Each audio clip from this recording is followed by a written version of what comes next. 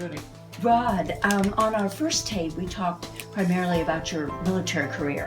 What we want to talk about this time is a little bit about your life as a husband and father with a military career. So could we start back with your adventure when Marguerite, your girlfriend, came out to California when you were in training on the train to visit with you? All right. Take us from there. Well, I was in primary training in Dos Palos, California. I had gone through the first phase of our Air Force Air Cadet program, which was in Santa Ana, California. And it was a private facility and nice little country club. We had little houses, and it was a very, very nice little setting. And that's where we learned how to fly. And of course, you have your buddies there at that particular time, but there was four of us that, because of initials, were in the same little foursome. That was in Dos Palos. And we were confined at the base at that time. However, prior to that, I was had been going to school in Santa Ana, California. I had been in the military, Army, in the medics from March 31st, 43, and I found out that I didn't care for the walking through Texas, and I found out about the Air Cadet program, and I hitchhiked from Fort Knox, Kentucky, to Purdue University.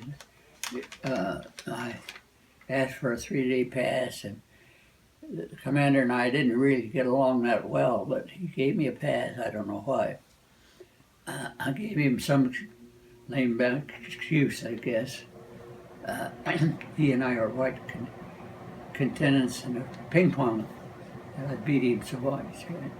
Well, anyway, I hitchhiked up there one day, and I went to Purdue University. Now, those days,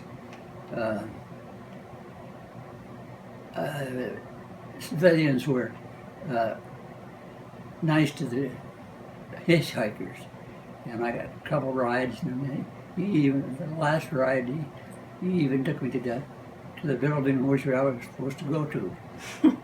And I passed the physical and then all the requirements, and got back. And those orders for the cadet program had a higher priority than the medics in which I was stationed with. And I was sent to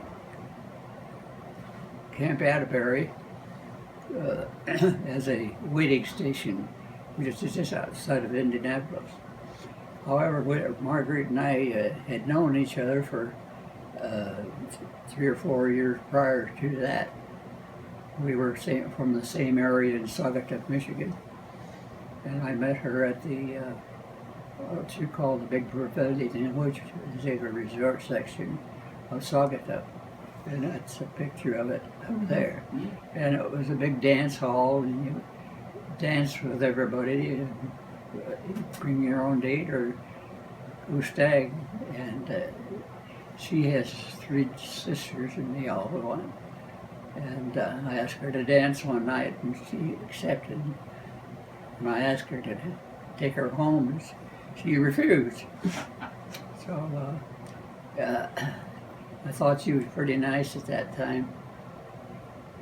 And my aunt used to run the local switchboard, telephone switchboard. Of course, we were living on a farm in right around Gaines, East Michigan. And I'd forgotten her name. I'm bad on names anyway. I'd forgotten her name. And so I called Aunt Rena, my telephone operator, Aunt. I said, well, what could be her name? And when she said, she's got, there's four of them, which one do you want? Well, I finally got her and talked to her and asked her for a date. And we dated on and off while we were in Michigan. But my dad was killed and about that time, and a little before that. And we moved from there to Lake Worth, Florida.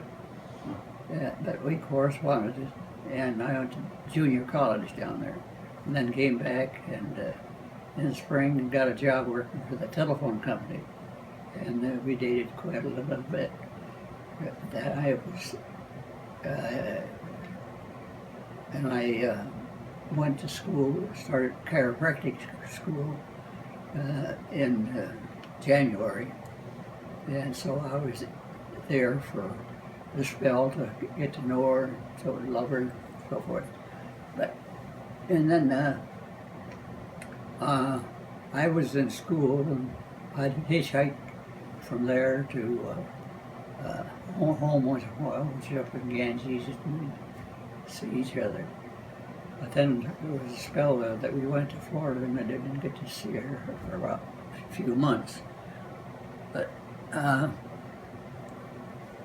then I was going to school in Indianapolis, I got recalled, or not recalled, went into the Army, and was at Fort Knox as in the medics. In a VART unit, we had a unit which similar to the old VART unit you used to see on TV. We had 6 great big Chevrolet vans. One each had a function, an X-ray function. There's a couple of surgery units, and that sort of thing. And I had 2 years of chiropractic school in which I had studied X-ray and a few things, and they were recruiting, filling all schools, and the opportunity came by to go to radar or X-ray school, but the commander wouldn't let me go because I could type. I was after being accepted to the to the old Air Force, took priority over the medics I had in Texas. So I had to be shipped out. I was shipped to Camp Atterbury out of Indianapolis. It's a weight assignment to the Air Corps. And eventually it came through, and I was sent from there to Santa Ana, California, where we took all kinds of tests to determine whether you're qualified to be a pilot or navigator, that sort of thing. That lasted about 3 months. And that was, we lived in barracks and not the best living conditions. But anyway, we finally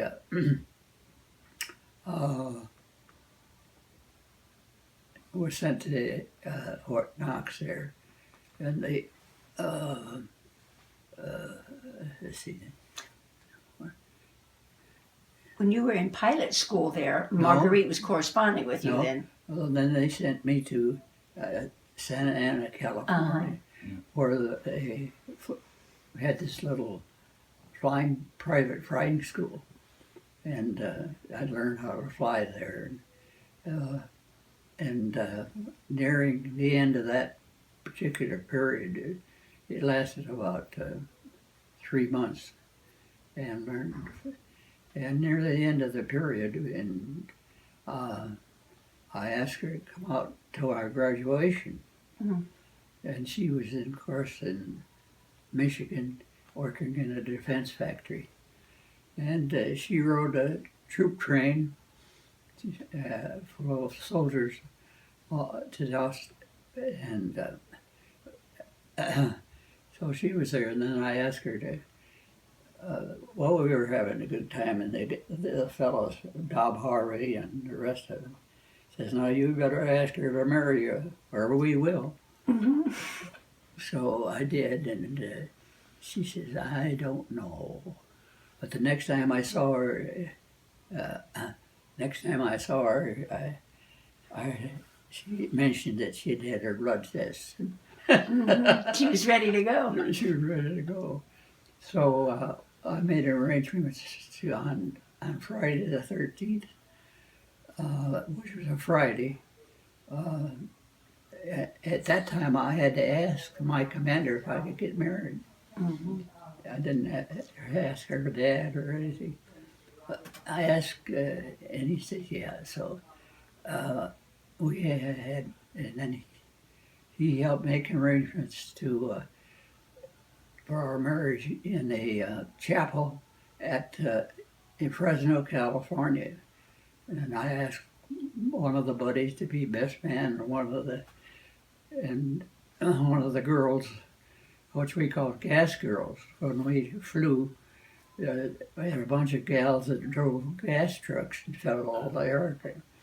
And one of them was real nice, so I asked her if she'd be, and sure enough, she would be. So we had arrangements to stay at the hotel in Fresno. I can't remember the name of it. But anyway, Mm-hmm. it was there, and she stayed 3 or 4 days. Well, we got married on a Friday, and she had to go. I had to go back to training on Monday, and she went back to Michigan to earn enough money to come back. So I finished my training there and moved to Lemoore, California, and she saved enough money to come back again. And they didn't, in those days, they didn't provide for dependents. And so one of the gals she'd made friends with, the day we got home, we were living in a little old shack or in somebody's home, and people then were very nice to make room for the service people. So there were 3 couples of us living in this one home, and they gave the women kitchen privileges to make their own meals because we were only allowed to see them on weekends, and at that time. Mm-hmm. And then we went down to Roswell, New Mexico, and stayed there for more Roswell, New training. Mexico? Yes. And were you shipped out from there, or did you No. have another No, assignment? in Roswell, New Mexico, I just wanted to say that dependents' wives, quite a few of us were married, had to find places to stay. And then to walk the streets and knock on the house, hey, do you have room out? And they took us in, and they gave them, let them have kitchen privileges and so forth. Well, Bob Harvey was the only one that had a car, and he had been his dad would have been the chief of police in San Diego, and Bob followed in his footsteps, and he was the only one that had enough money to have a car. So, and Alpine at that time was just a part of had limited facilities. So they usually take off on the weekends, go someplace else, and we'd have the room that they had during the week. But there was one story there that one weekend Bob had a problem with his car and he couldn't drive it, so he was there and it was his turn to have the room. So what we were doing, we were left out in the cold to find a place to stay all night. And everybody knew I had been to chiropractic college and knew chiropractic, and every town we'd go to, I'd look up the local chiropractor and say hello and so forth and so forth. And so Saturday, when I got into town, I went into the chiropractor's office, and I'd been there a couple of times before, and I told him I tale of woe, another place to stay, and he says, "Hey, I got a room back here with a double bed and everything. Why don't you come here and stay in my office?" And he said, "I'm closed anyway on Saturday night." And so we did that a couple of different times. He stayed in the chiropractic office. Stayed in the chiropractic office. And we made good friends in the Air Corps at that time. And then we went on to, that was in Alpine, and then we went to Roswell, New Mexico. Mm-hmm. That's where we learned to fly the B-17.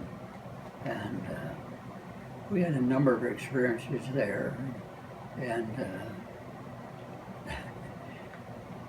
let's see, one of the more humorous ones, we were on night flying, and one of the crew members got scared and jumped out of the aircraft inside door. He was a gunner. He thought we were in the air about 5,000 or 6,000 feet. We were still on the ground. Oh my goodness. And we had to drag him in, and that was quite an incident flying. But, Was that the same crew that you trained with there that you went over with? No. No, that was just different this is people. Different. Now, when you left Roswell, then did you go overseas directly, or you went to another training? Then over that Christmas, we were sent to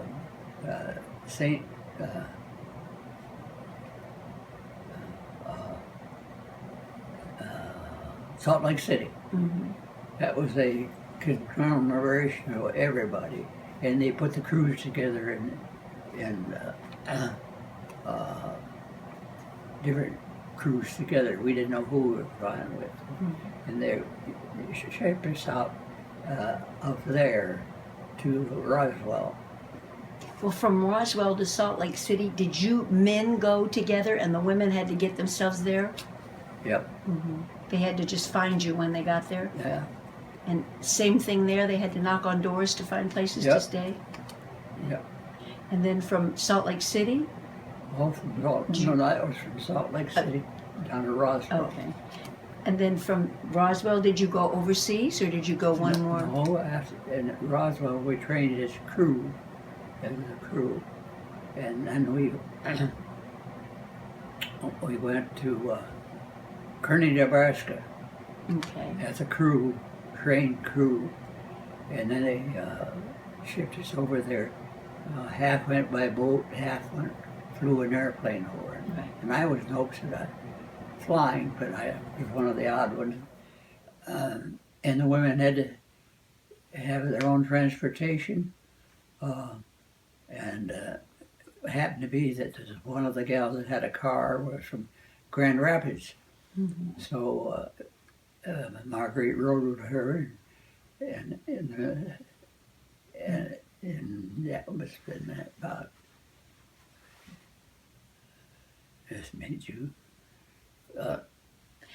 June, April, about this time, March.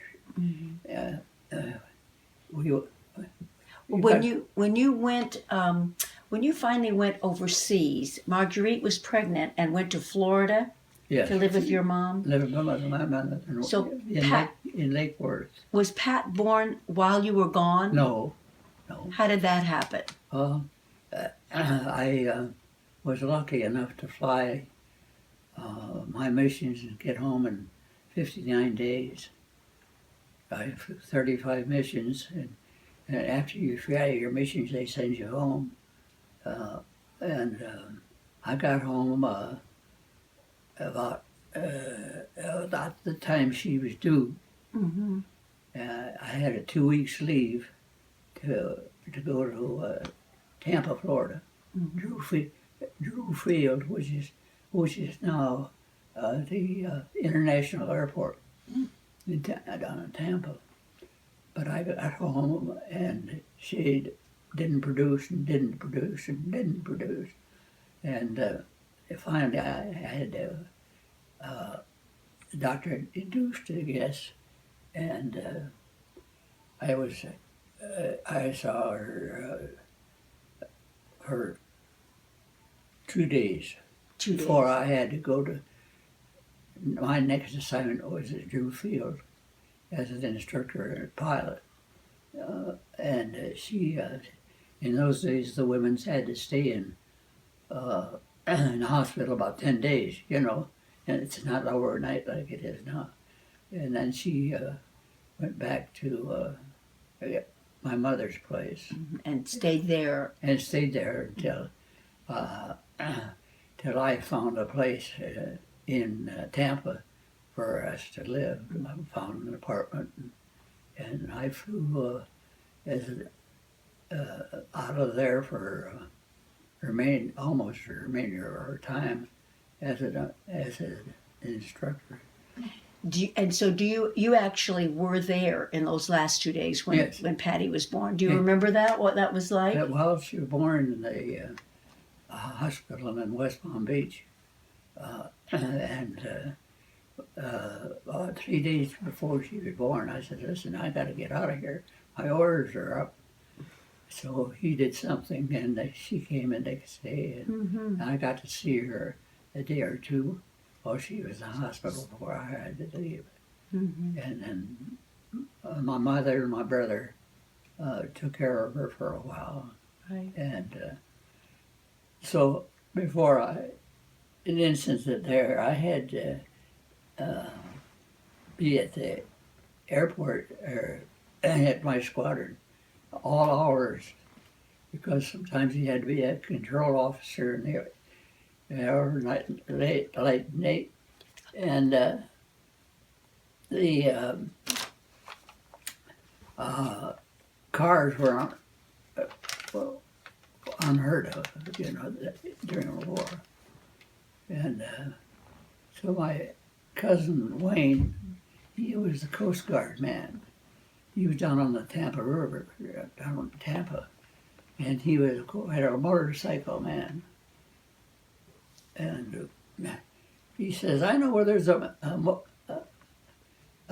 motorcycle for sale." I said, "I don't know." Well, I'd ridden in one once in a while, but he said, "It'll get you back and forth from your apartment to the base." And so on the way home from the hospital, I wired. You don't telephone then, you wire. Send me some money. I bought some transportation, and so she went in the bank and wired me some money. I forget, $300. I don't know what it was. But anyway, I didn't tell her what it was. And the first weekend after that, I had the weekend off, and I drove that motorcycle into where she was, into Lake Worth, across the state, and drove in the yard with a motorcycle, and she about flipped. Now, can we bounce from Patty's birth to Rick? Where was he born? Let me think about that. Okay. Let me just turn it off just a minute. Okay. Okay. Let me think. Because that's a bit of a skip. It's 3 years, right? He's 3 years younger than Pat. 3 or 4. Yeah. 3 or 4, yeah. okay. Let me know when you're ready. Yeah. There was a lot in between there. Let me think. So Patty was born, and then you had to go to work at Tampa, and she stayed with your mother. Then after that whole piece, did Well, you then go? I was discharged. Okay. Now you can.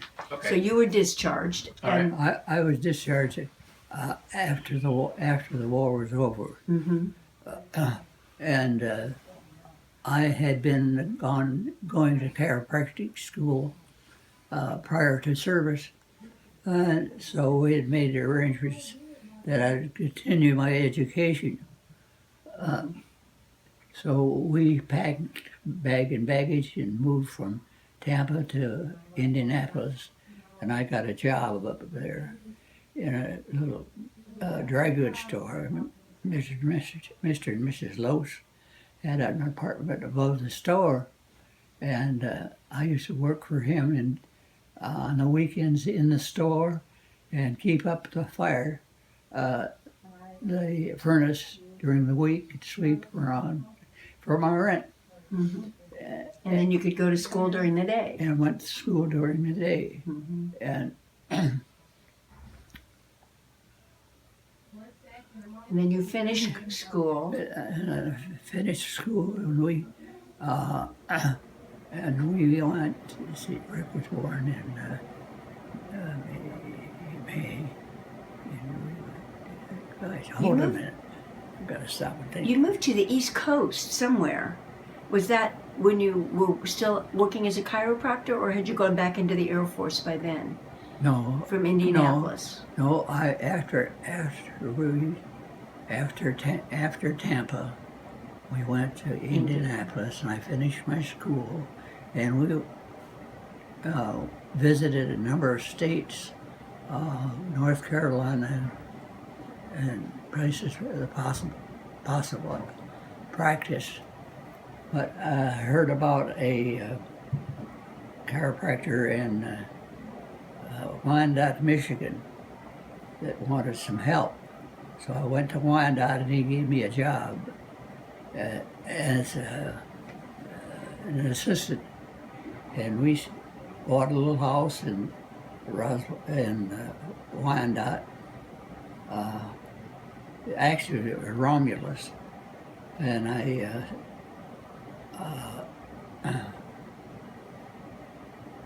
practiced with him for a year or so. And then I decided that there was a chiropractic office for sale in Detroit. So I went in with that fellow and stayed there, and worked also in the Ford factory and putting Fords together in 1951, I think it was 51, and it was then I was in the reserve all the time. I didn't get out of the reserve. But wasn't Rick born before 1951? Rick was born in like 1947 or 48. Yeah, that's why we were working for Dr. Odell. Okay. That's why we were living in Romulus. Okay. And was he born at home or in a little hospital or No, doctor's office? Rick was born in the osteopathic hospital in Detroit. And were you there for that birth? Yeah. And how long did she have to stay in the hospital at that time? Oh, it wasn't very. Not as long. It wasn't very long. It wasn't very Yeah. long. And we came back to. So at that point, then, before you moved to Detroit, you had 2 kids. Is that right? It was 1951 when you took that business up in Detroit. You had 2 kids at that point. At that point, Okay. All right. we had 2. Yeah. Yeah. So then, from Detroit, did you move to the East Coast and go back in the Air Force then? No. I was. That's fine. I was working with. I was working with Dr. Odell at that time, And I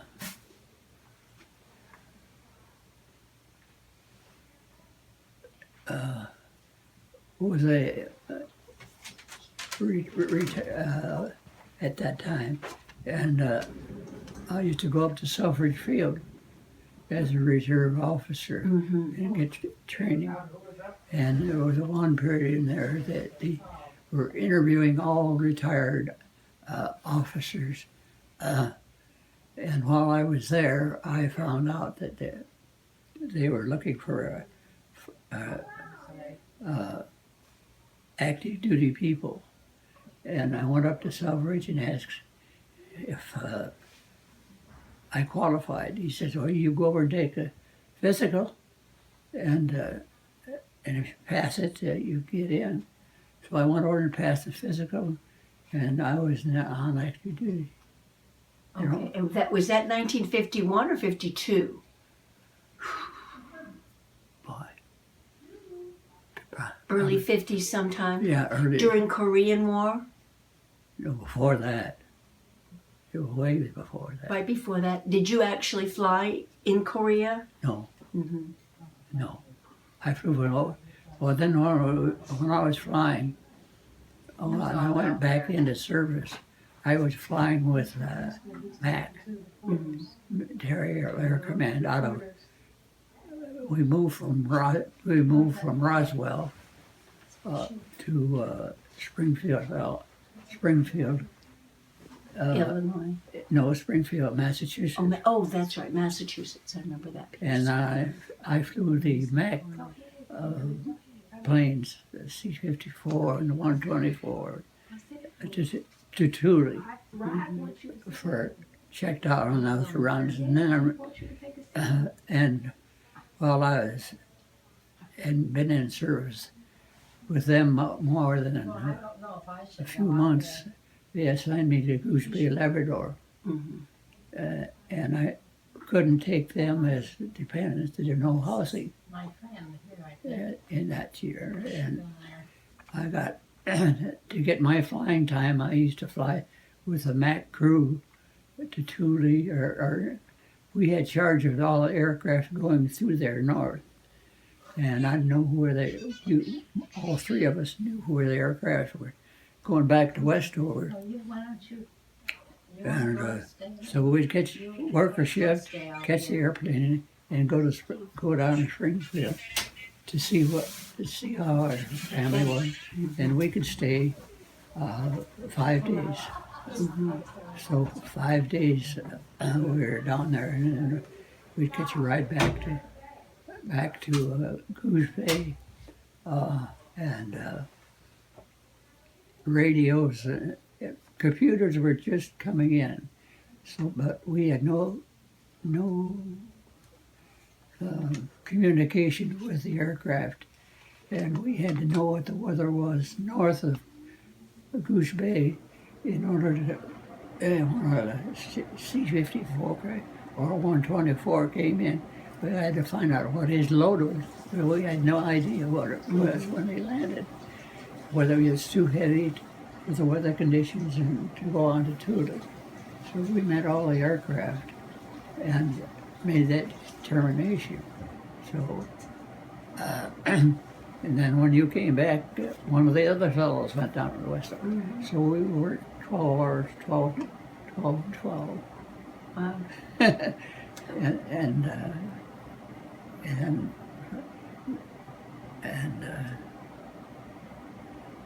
so then I came back here then I came back and got a chance to go to school in Mississippi.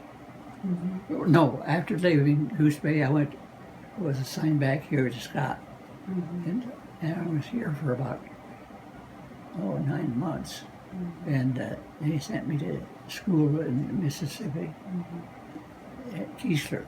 Now you lived also for a while in Ohio. Not this day. From here, the assignment came to go to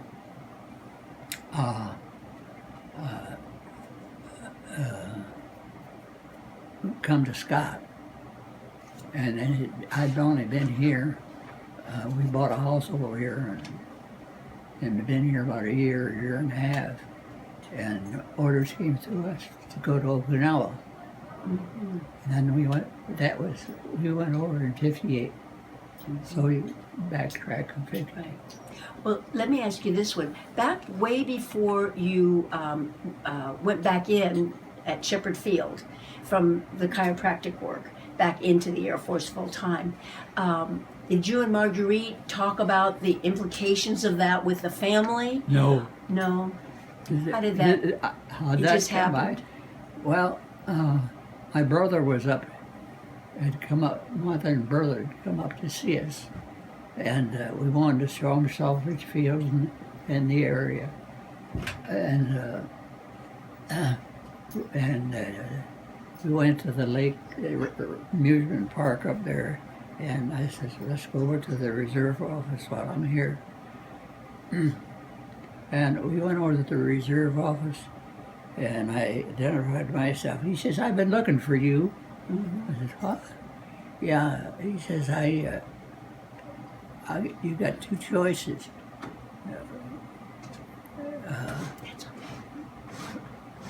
But don't put it down too far. You got two choices because we're going to, if you can pass another physical, you either to go to B-29 school or go back to Scott as a communicator. I said, well, I'll stay in the States. So I stayed here in the States until I was sent again back to Goose Bay after 2 years. And then I retired from there. Right. Well, now through the course of the years, each time there was a move that came up, did you know ahead of time, and did you talk it over with Marguerite, or did you just say, "Well, now we're moving to Ohio or Mississippi When or the orders Okinawa"? came through, that's about what they did. They didn't give you a choice. Yeah. It says, hey, you're on your orders to go to Goose Bay, or you're on your orders to go to Okinawa. Do you have any memories of your kids resisting and saying, "Oh, not this time. We don't want to move"? Or No, most of the kids wanted to go. Well, from there, they wanted different scenery.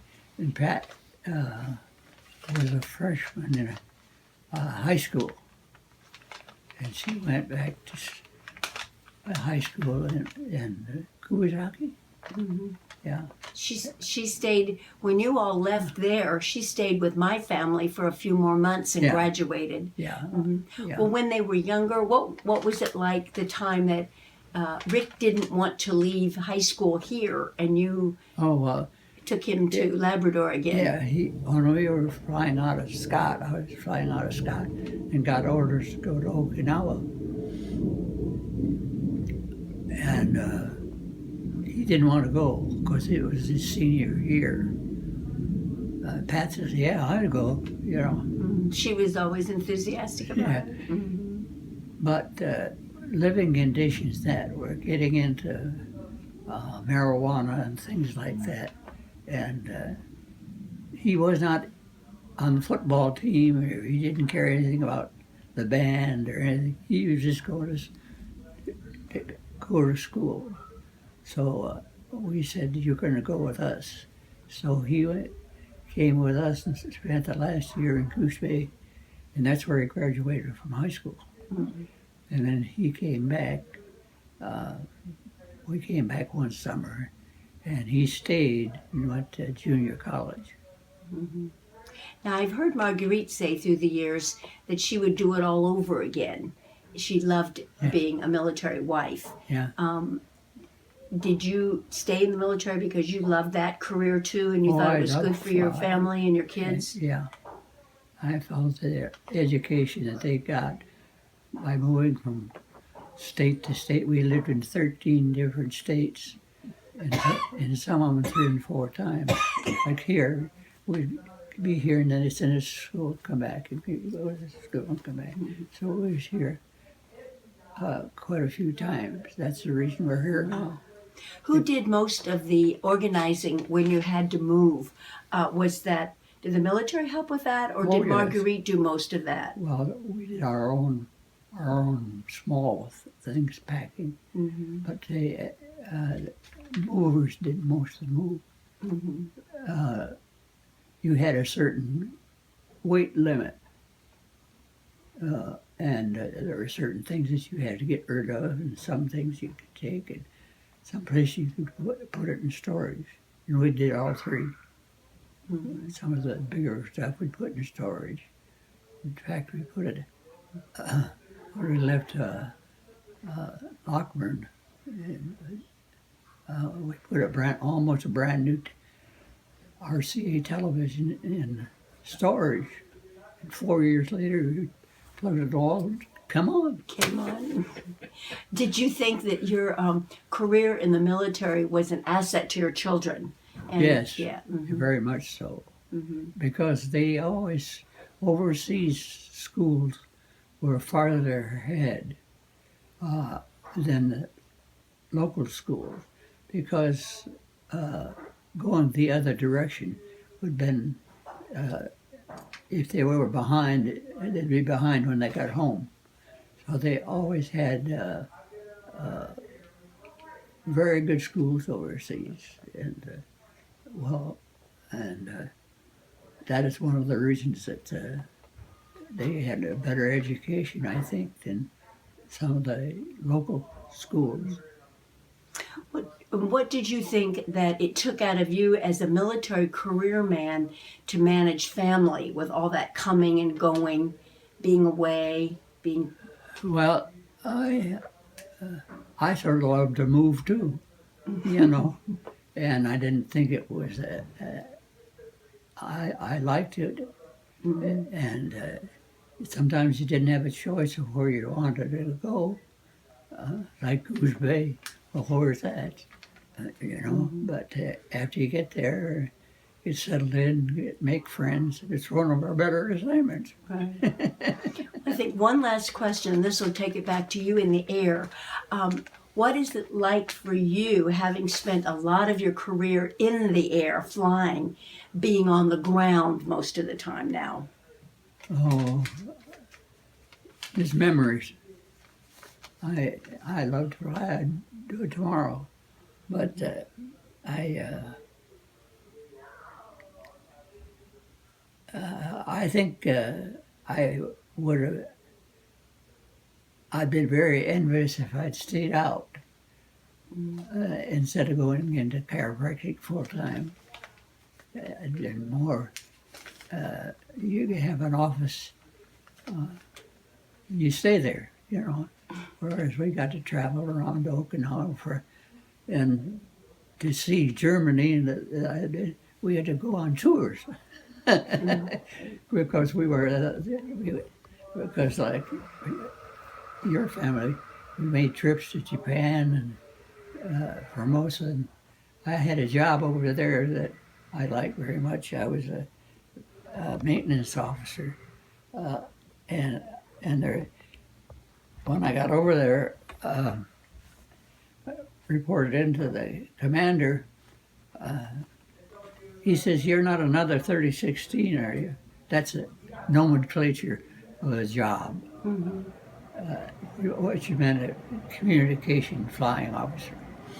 I said, "Yeah." He says, "Do you fly the C-47?" I said, "Checked out." He said, "Well, you're my supply officer as well."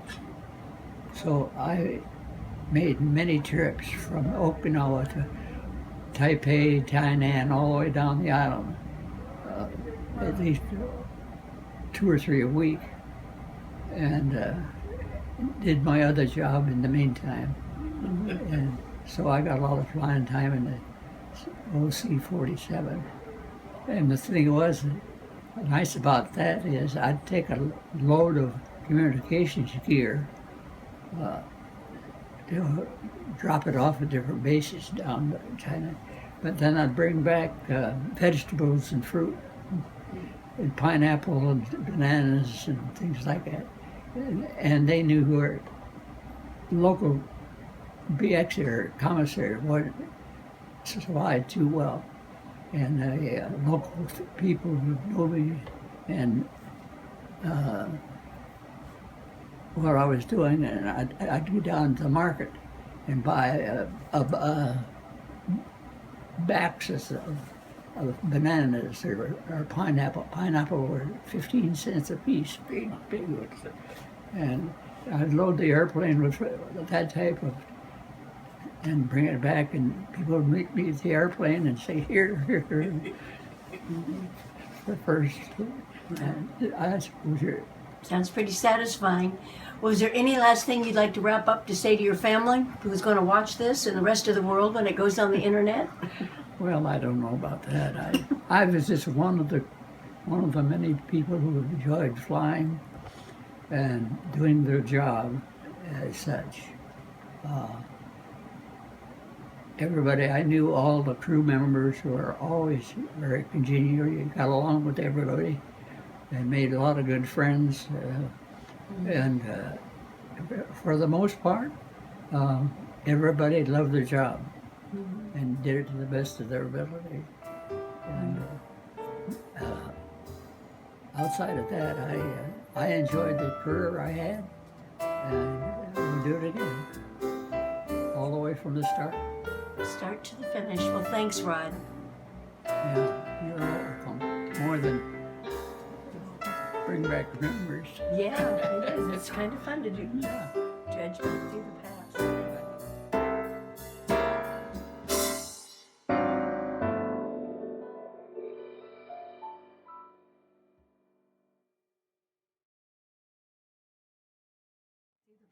Thank But you. I know you can date. We went over Okinawa in '58 Yes, you were there for a number of years, 58 to to 62. 62. Mhm. Yeah. It's a long time. It's a long tour. Well, we had one of our better tours. Yeah. Mhm. But then at that time, as you remember, it was on U.S. dollar, Mhm. and they had all kinds of help for nominal fee. I'd stop into Taipei and drop offs up, and I'd run down to the alley and buy some snake skins. And then when I got back, I'd take trips to Hong Kong. I'd take Marguerite's once she had their measurements. I'd take snake skins and make me a purse and shoes, you know. And you could have it. You land on. We took off on Friday morning, and we'd down there by 2 o'clock, maybe in the afternoon, and they'd meet you. They'd call you by name after the first time, and you go to Lee Key for your shoes and high heels for dresses and shoes and shirts and suits. They take you go in there, say at noon on Friday, or late afternoon on Friday. Saturday morning they'd have it all cut out, Measure you all up. except the little white threads here, and then the next morning, come down and try your suit on. My Sunday afternoon, we left afternoon. They'd have it all boxed up real nice and fit to the T. I guess you'd call that a perk. Thanks, John, and thanks, Rod. Yeah, That's great, Rod. Thank you so much. yeah.